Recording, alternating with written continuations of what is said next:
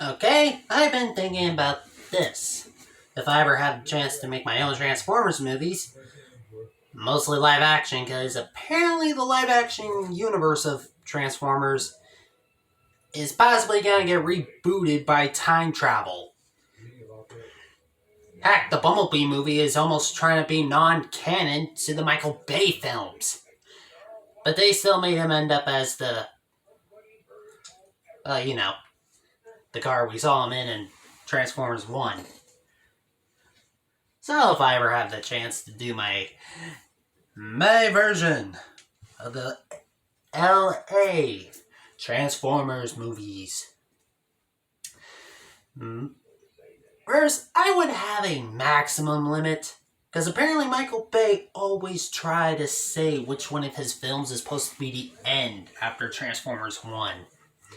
2, it was fine. 3, he said it would have been the finale. 4 and 5, once again, those 3 sequels were supposed to be the end of the Michael Bay universe of Transformers. But he keeps on coming back. But now they have been talking about to reset it by using Transformers Beastmasters. Or Beast Wars. Whatever you want to say. Whatever it was called. First, I will declare on this I would be using characters from many Transformers medias, but mostly the shows I watched. Would I be grabbing any character outside of the Michael Bay films? I will grab the wikis, but not Sam, because that character is forever destroyed because of the actor. God, he actually killed cats. That's why I'm scared of method actors. So, I'm gonna do this. If I remember right, Spike, Max, and whatever their love interest was from the Generation 1 Transformers.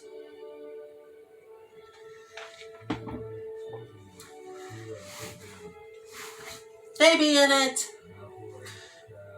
And all the human characters from Transformers Prime and the animated universe. So I can have Sari Sundak to be a badass, as she always destined to be.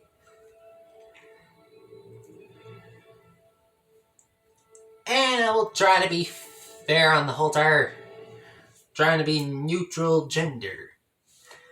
Because in my head, I always keep on losing my mind when a whole entire show is always, well, more in gender numbers than the other. I have a very odd OCD. So, I will say, I will possibly, if I do have a chance, I will just do 4 movies. Why? Because, it's more of a number I think I could do well. Besides, I keep on seeing a lot of movies ending in a trilogy back in the early 80s and 90s. So I'm just going to end that by just doing 4 movies. So the first movie would be simple. Explaining the Great War of Cybertron. Yeah, the whole entire first film will just be on Cybertron.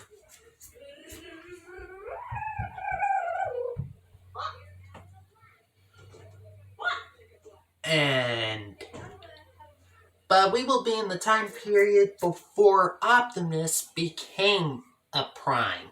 So at this time, he's Orion Pax,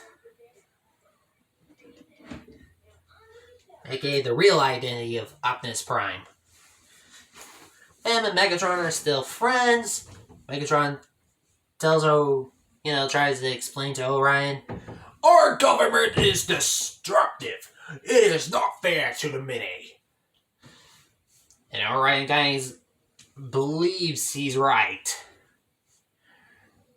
And we be mostly seeing things in Orion's way, seeing how the Decepticons started, and meeting a lot of other Decepticons, like how Starscream was founded by getting his butt kicked because he betrayed the leader of a gang.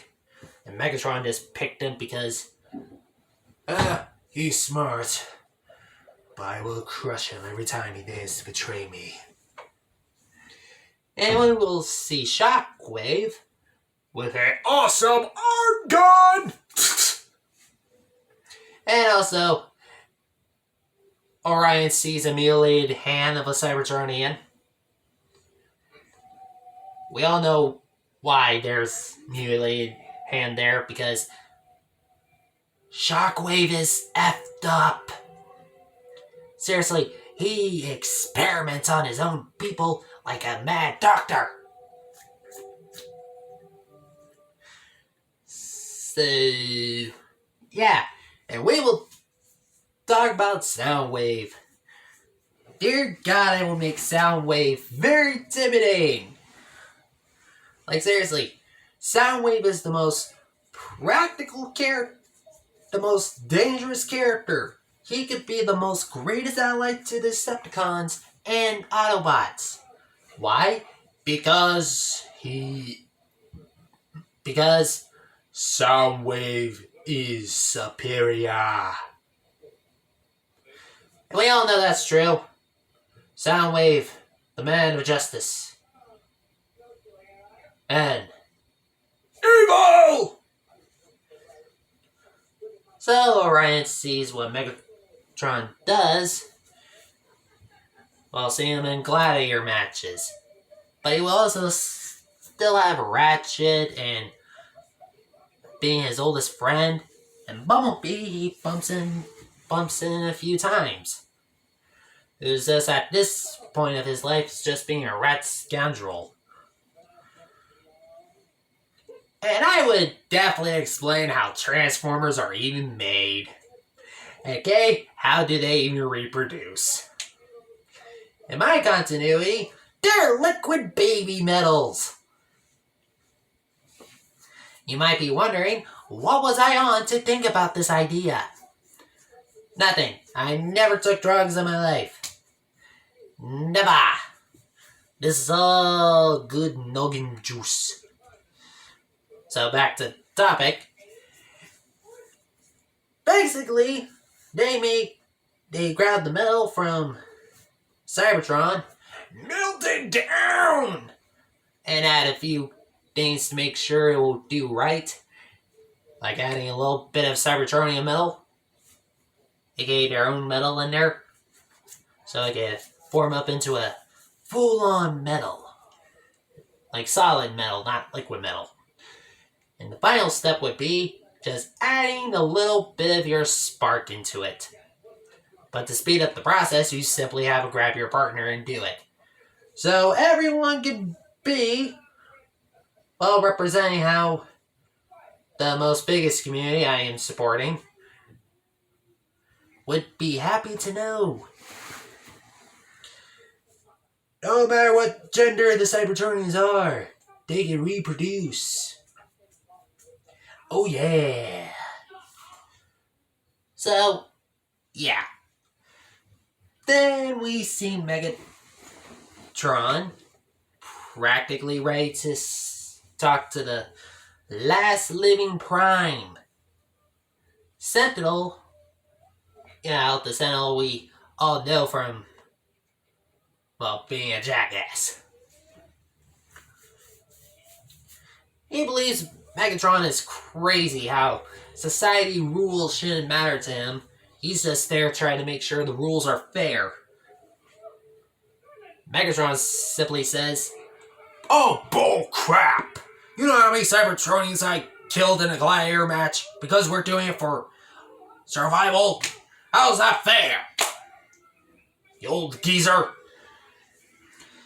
And Orion explains what he's trying to mean, and all the things he's trying to do, what makes sense. And at one point of the film, he will talk to Sentinel again, and Megatron in the background watching them menacingly. Zeno gives him the matrix of leadership. But something will be different about him. First, he's warned about how it will change his life. His body will also change along with his whole entire attitude. And he has the promise to make sure the law Cybertron has for millions of years would stay in balance. So Orion puts it into his chest, and we have Optimus Prime! Yay! And Megatron is extremely pissed. Oh yeah, in the movie, he has blue eyes. But now his eyes turn red. Showing, well, Megatron just says this. Orion, you have betrayed my cause. Because to his eyes, he does believe that. Then we do a time jump. Well, we will do it in weird Cybertron news articles showing how Megatron has formed a rebellion, started a war, and caused massive murders throughout the war. Even putting innocent Cybertronians to death row because they don't join him. And Prime is just pissed how his friend just started a war. And I would mostly try to make people sympathize with Megatron. And boy, Megatron is extremely mad because of the war Prime had to help out with. Yeah, the Autobots and Decepticons still destroyed their own planet. Well, almost destroyed it. Megatron just simply blames him for all the things of this war, and Prime just simply says, "No, Megatron. You started this war, and this war is by your hands. I'm just trying to stop it." Well, you have failed, Orion. Or should I call you Optimus Prime? So Megatron and Optimus fight. Sadly, their battle is ended by...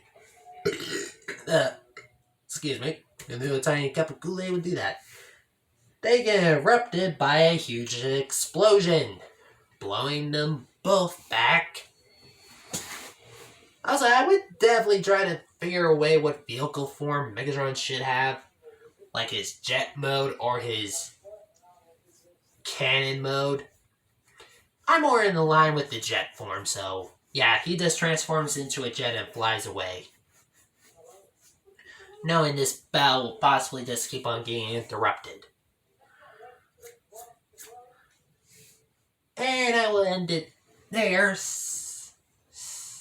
with Soundwave and Shockwave saying the planet resources is almost gone, but they're able to find a new planet for them to find, with almost the exact same resources to format into their resource, leading them to Earth, and Megatron just staring at it, smiling menacingly. Ow! Okay, I'll just do the sequel real quick. So, my Transformers 2 movie will just simply be years later. I would start off with Max, or Spike, Wiki, fixing some cars, even old ones, and an odd turn of events when he walks off and goes school, he sees a pretty cool truck. A very vintage one. Yes, Optimus Prime will be in his vintage form, aka his 80s form. Na, na, na, na, na. But Prime will drive off by himself because there are two Decepticons waiting to attack him. And Spike, as the curious man he is, realizing those cars have guns underneath, I cannot speak today. Underneath them, having guns underneath their cars, Spike just simply goes for it and tries to make sure he suspects the man in the truck doesn't get attacked. Then we will do the transformation scene with them under a bridge. Oh yeah, this whole entire transforming thing is not going to be complex. It will just be simple like the 80s form. Yeah, thanks to Michael Bay, we have Transformers transforming in the most complex way ever. Thank you, Michael Bay, by making transforming look complicated as hell. So Spike sees these vehicles transform. Prime easily kills them with the sword through their head, like this. And just simply transforming his arm to a shotgun and just blasts the Decepticon right in the chest. And grabbing them and shoving it right in there. Boom! Spike saw all that. Prime is concerned because he doesn't know if Megatron sold him too. So in the most commonly way to make sure no one might ever get to him, Prime just simply grabs him and transforms into his truck form. Yep. That is going to be the explanation there. So Spike being concerned, Prime explained they have been on their plan since the 1980s. And trying to make sure this war doesn't break out more since both sides have been badly damaged. Since most of their teams they have, aka the Autobots and Decepticons I will only show, are literally the last remaining sides. Last remaining teammates on both sides. So Spike understands, and they go to their... Prime shows him their secret base. And these are the Autobots I would definitely pick. Practically all the only the Transformers from Animated and Prime, so we will just have two motorcycle badasses.